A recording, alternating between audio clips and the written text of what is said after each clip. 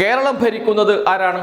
ഇതെന്ത് ചോദ്യം എന്ന് ചോദിക്കുന്നുണ്ടാകും മനസ്സിൽ ഇത് കേൾക്കുന്ന പ്രേക്ഷകർ. UDF അല്ലേ, മുഖ്യമന്ത്രി VD സതീശനല്ലേ എന്നായിരിക്കും പറയുക.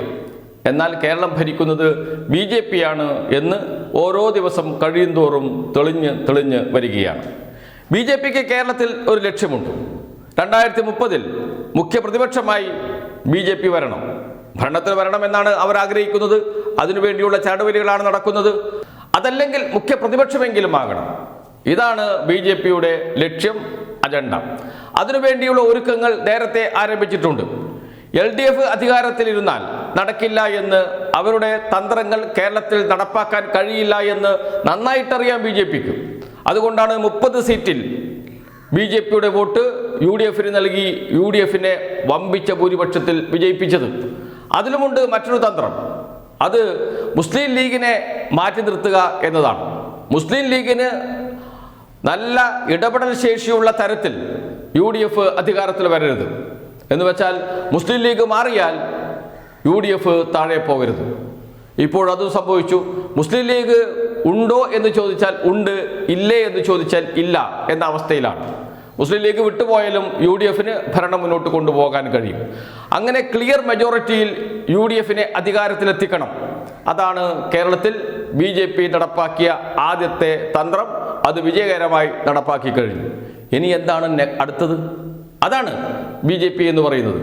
ഒരു സംശയവും വേണ്ട, അടുത്ത BJPയുടെ ലക്ഷ്യമെന്നത് 2030 ലീഗിനെയും കൂടെ കൂട്ടിയാണ് VD സതീശൻ മുന്നോട്ട് പോകുന്നത് എന്നോർക്കണം. N ശേഷാദ്രിനാഥന്റെ നിയമനം അതിൻ്റെ ഏറ്റവും പ്രധാനപ്പെട്ട ഉദാഹരണമാണ്. കാരണം ഇനി വരാൻ പോകുന്നത് മണ്ഡല പുനർനിർണയമാണ്. മണ്ഡല പുനർനിർണയം 2029 ലോകസഭയിൽ ആദ്യമുണ്ടാകും. അത് കഴിഞ്ഞ് 2030 നിയമസഭാ തെരഞ്ഞെടുപ്പ് നടക്കുമ്പോഴും മണ്ഡല പുനർനിർണയം വരും. ചിലപ്പോൾ രണ്ടും കൂടി ഒന്ന് നടന്നേക്കാം. ഒരു രാജ്യം ഒരു തെരഞ്ഞെടുപ്പ് എന്ന ലക്ഷ്യത്തിലേക്കാണ് BJP നീങ്ങുന്നത്. അങ്ങനെയാണെങ്കിൽ 2029 കേരളത്തിൽ നിയമസഭയിലേക്കും ലോക്സഭയിലേക്കും തെരഞ്ഞെടുപ്പ് നടക്കും.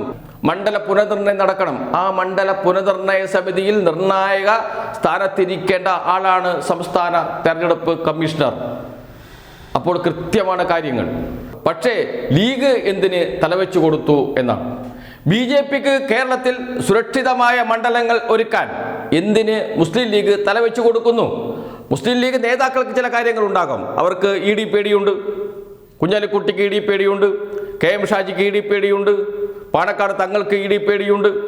അങ്ങനെ കുഞ്ഞാലിക്കുട്ടിക്കും KM ഷാജി അടക്കമുള്ളവർക്കും മുസ്ലിം ലീഗിന് മൊത്തത്തിലും ED പേടിയുണ്ട്. VD സതീശനും ED പേടിയുണ്ട്. കാരണം എന്താണ്? പുനർജനി പദ്ധതി വരാനിരിക്കുന്നതേയുള്ളൂ. പുനർജനി പദ്ധതി ED കൃത്യമായി അന്വേഷിച്ചാൽ ഒരു സംശയം വേണ്ട, VD സതീശൻ കുടുങ്ങും. അത് നന്നായി അറിയുന്ന ആളാണ് VD സതീശൻ. അതുകൊണ്ട് BJPയുടെ അജണ്ടയ്ക്ക് കണ്ണടച്ചു കൊടുക്കുക, അതാണ് ഇവിടെ നടന്നുകൊണ്ടിരിക്കുന്നത്. പക്ഷേ മുസ്ലിം ലീഗിൻ്റെ അണികൾ UDFനെ അധികാരത്തിലെത്തിക്കാൻ രാത്രിയെന്നോ പകലെന്നോ ഇല്ലാതെ പണിയെടുത്ത ജമാഅത്തെ ഇസ്ലാമി അവരെന്ത് ചെയ്യും? അവരുടെ നിലപാട് എന്താണ്? അതാണ് ഇനി അറിയേണ്ടത്.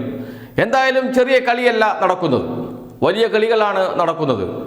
മുസ്ലിം ലീഗിൻ്റെ അണികൾ ഉണർന്നെഴുന്നേൽക്കേണ്ട സമയമായി. മുസ്ലിം ലീഗിൻ്റെ നേതാക്കളെ തിരിച്ചു വിളിക്കേണ്ട സമയമായി. ഈ മന്ത്രിസഭയിൽ നിന്ന് മുസ്ലിം ലീഗ് പുറത്തു വരേണ്ടി വരും അധികം കാലം കഴിയുന്നതിന് മുമ്പ് തന്നെ. കാരണം മുസ്ലിം ലീഗിന് എത്ര കാലം BJP അജണ്ട കേരളത്തിൽ നടപ്പാക്കി മുന്നോട്ട് പോകാൻ കഴിയും? ഒരു സമയത്ത് ഇതെല്ലാം പുറത്തു വരും. അപ്പോൾ മുഖം നഷ്ടപ്പെട്ട് നിൽക്കേണ്ടി വരും മുസ്ലിം ലീഗിന്. അതുകൊണ്ട് മുസ്ലിം ലീഗിന് കോൺഗ്രസുമായി UDFുമായി ഇനി അധികകാലം മുന്നോട്ട് പോകാൻ കഴിയില്ല. അതുകൊണ്ട് തന്നെയാണ് പറയുന്നത് മുസ്ലിം ലീഗിൻ്റെ അണികൾ ജാഗ്രതയോടെ ഇരിക്കണമെന്ന്. അവർ അത് ചെയ്യും. കാരണം ഏറ്റവും കൂടുതൽ രാഷ്ട്രീയം ചർച്ച ചെയ്യുന്ന ഒരു വിഭാഗമാണ് കേരളത്തിലെ മുസ്ലിം സമുദായ അംഗങ്ങൾ എന്നതുകൊണ്ട് തന്നെ.